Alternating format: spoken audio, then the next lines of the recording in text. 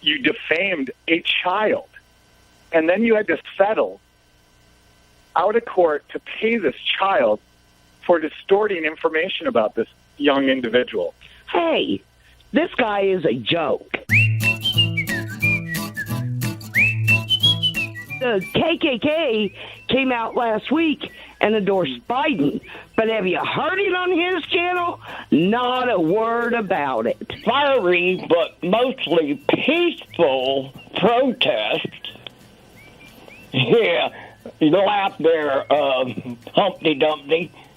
We all know you're not reliable. You are nothing but a stooge. We'll let you go there, Donald. If anything that's happening at CNN and anybody who buys your book, it's really just one of those things that is dividing our nation. And I don't believe in dividing our nation. It hurts our great nation. And so CNN is really the enemy of the truth. And that's my opinion. From the minute he walked down the elevator, they started in on Trump supporters being racist. Well, let me tell you, I am not a racist. 80% believed in the media in 1970, and now 20% does. So 80% doesn't. And you guys always talk about how many times Trump has lied.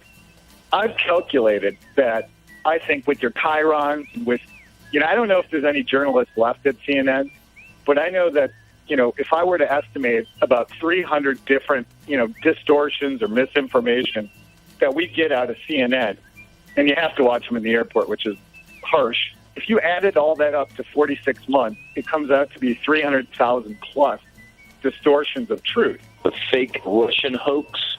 Well, why don't you do a book on that? Well, what are you? You're selling a book. You're up on TV. That's all you're there for. This isn't news. I don't need to see. If you want to sell your book, put some airtime up. Pay for it.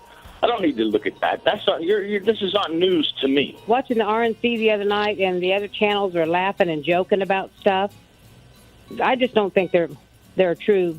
CNN's true anymore. I'm afraid right now to take my MAGA hat and wear it out because of the violence in this nation.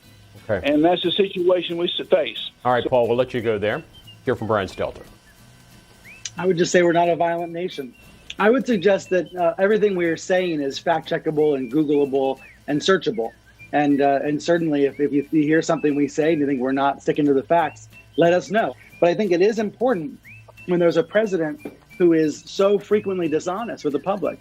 We have to spend a lot of our time pointing that out, calling it out, and explaining what is true. I know that you're not the old person that feels this way. There has been a process of radicalization that's happened in this country with media bashing that is absolutely unprecedented. I think everybody trusts some form of media. It's just that what's happened in the past few decades is we don't trust the same form.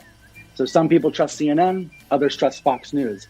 And I think what's exacerbated this phenomenon is a daily dose of media bashing on Fox. He called you Humpty Dumpty. Humpty Dumpty. Isn't that funny? Yes. Yeah, Hannity started calling me Humpty Dumpty years ago. I don't know where it came from. It's kind of funny. I think the idea is that Humpty Dumpty had a great fall, so I guess he's waiting for me to have a great fall, or maybe it has something to do with this egg shape on the top of my head. It is notable how the insults used on Fox get used in my Facebook feed, my Twitter feed. It does go to show the power that these stars have to shape public opinion. And I think that CNN banner that the caller mentioned that said that there were fiery but mostly peaceful protests, that banner was probably a mistake. I don't know who wrote it, probably a young producer who's trying their best under deadline in a breaking news situation.